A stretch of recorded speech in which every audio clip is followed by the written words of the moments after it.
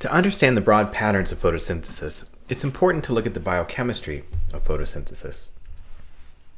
The biochemistry of photosynthesis governs the environmental controls over carbon inputs to ecosystems.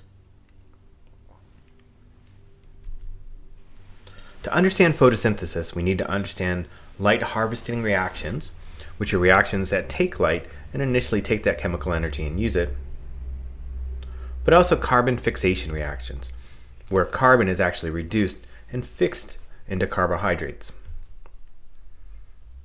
All of this happens within the chloroplast, and we'll spend a little bit of time on the structure of the chloroplast and also the chemical reactions that happen within chloroplasts, but understand that that can take a long time, and there's no end to how much time you could spend on the biochemistry of plants. In this case, we're just for ecosystem ecology. For here, we're just going to go through some of the basics, and hopefully in other classes you'll learn a little bit more about the biochemistry of some of these important reactions. Within the chloroplast, we have two main sections. There's the thylakoid and the stroma. The stroma is the fluid that surrounds the thylakoid. The light fixation reactions happen within the thylakoid. So you have chlorophyll that is embedded within the thylakoid, and light passes through until it hits chlorophyll. When it hits chlorophyll, the energy from the light is transferred to the chlorophyll. What happens with that energy is H2O is split into H plus and O2, and the electron from that water is then passed through a series of molecules.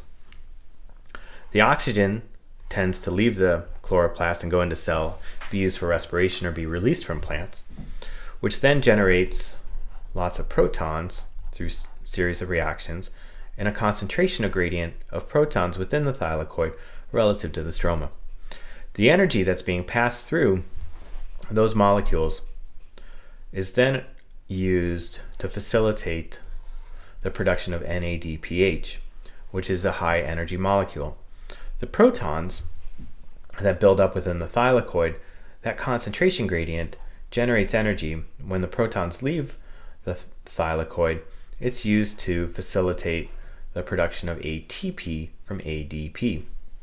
So, as a consequence of the light harvesting reactions, you have the production of NADPH and ATP, which are both high energy molecules.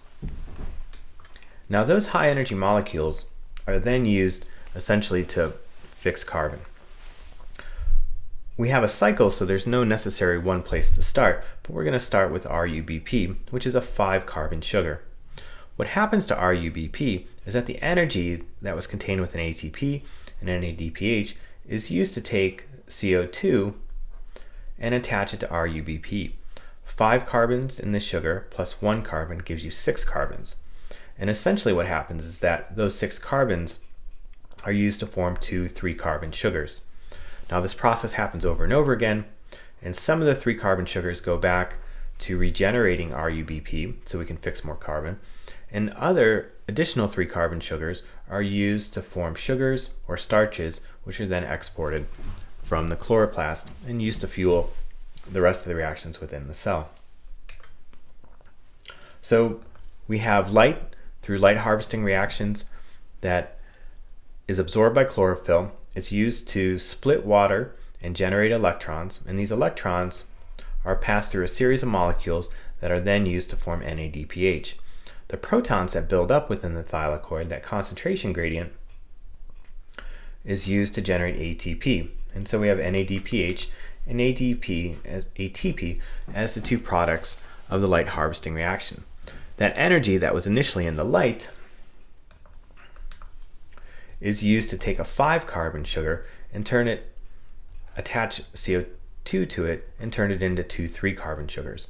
These 2 3-carbon sugars then cycle back, or at least some of them cycle back to regenerate the RUBP, and sugars and starches are produced with the additional 3-carbon sugars. Now a little bit later we're going to talk about this part, photorespiration, which is when RUBP, a 5-carbon sugar, instead of reacting with carbon dioxide, reacts with oxygen.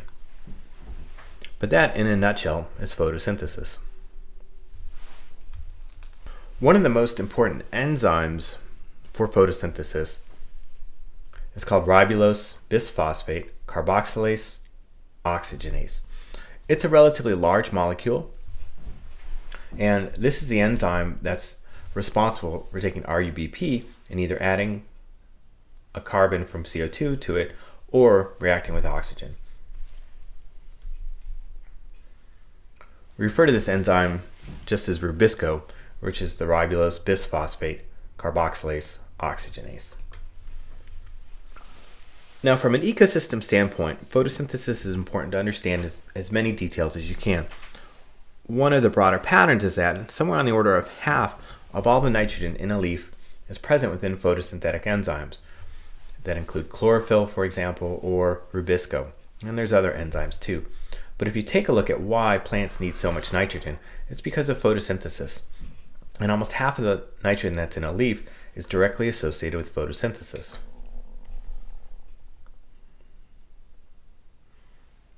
Now, the dependence of fixation of products of light harvesting reactions, ATP and NADPH.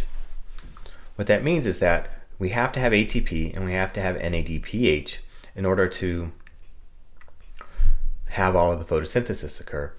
And one commonality between ATP and NADPH is phosphorus. Adenosine triphosphate, NADPH, also has phosphorus in it. And so not only do leaves for photosynthesis have to have a lot of nitrogen, but they also have to have a lot of phosphorus in order to regenerate or generate ATP and NADPH.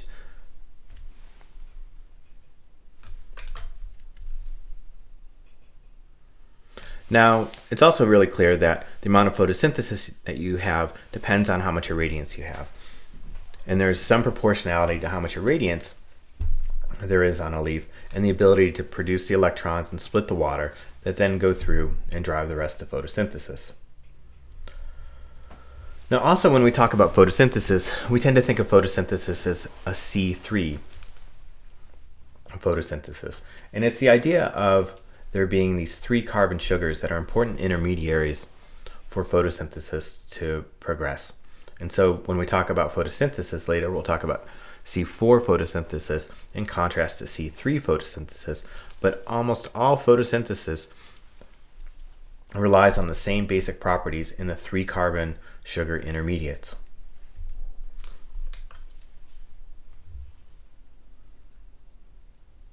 So regardless of whether there's additional steps in the photosynthetic pathways, phosphoglycerate 3 carbon acid is an important intermediate. And for all plants, C3 photosynthesis is the fundamental photosynthetic pathway.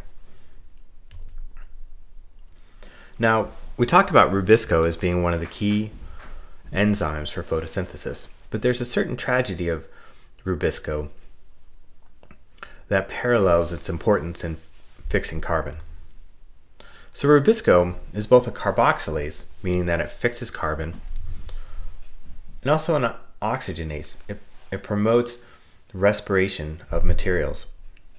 And essentially, RUBISCO can either take and add carbon to RUBP, or it can let it facilitate its reaction with oxygen. This facilitation with oxygen is known as photorespiration. It's a photosynthetic pathway, but instead of leading to higher carbon sugars, it then respires it and takes carbon off of those sugars. Now, it's estimated that somewhere on the order of 20 to 40% of fixed carbon is lost due to photorespiration. It's a really big drain on how much photosynthesis, net photosynthesis, happens in plants. There is the idea that it can have some positive benefits, though. So if you think about the evolutionary environments under which photosynthesis occurred, CO2 concentrations were much higher than they are today. And the amount of oxygen that would have been present in a cell would have been relatively low compared to how much CO2 there was. And so it tends to be thought that when photosynthesis first evolved, that CO2 concentrations were higher and the amount of photorespiration you would have had would have been a lot less. But it's also the question of what happens if there's too much light. And essentially, if there's too much light that's hitting a leaf, you're going to have excess reducing power. You're going to have lots of electrons floating around. You're going to have radicals, which are molecules that are in a highly energetic reactive state. And if you're not able to photosynthesize fast enough, you're going to have too much reducing power. And you need somewhere for that extra energy to go, or else you start to rip apart your cells. And that's where photorespiration also serves in part as photoprotection, because you can take those sugars and you can decide which sugars are going to be respired. In addition, there's other molecules that serve for photoprotection. Some of the colors that you see in the fall are being produced at that time and serve to absorb energy and then release it instead of allowing it to produce these radicals and these high energy particles. During the fall, for example, this is a time when leaves are starting to break down the cells and resorb a lot of the important elements. That means there's going to be a lot less photosynthesis during that time. And if there's not photosynthesis but light still striking those leaves, that energy has to go somewhere. And so leaves will often produce additional compounds to absorb that light and re-radiate it. These tend to have color to them because they're pigments and they're necessary to absorb visible light, and that's why the colors of the leaves change. So the yellows, for example, are being caused by xanthophyll, and xanthophyll will receive the excess energy. What it does with it is not produce additional electrons, but it then re-radiates it as heat, which is relatively harmless to a plant.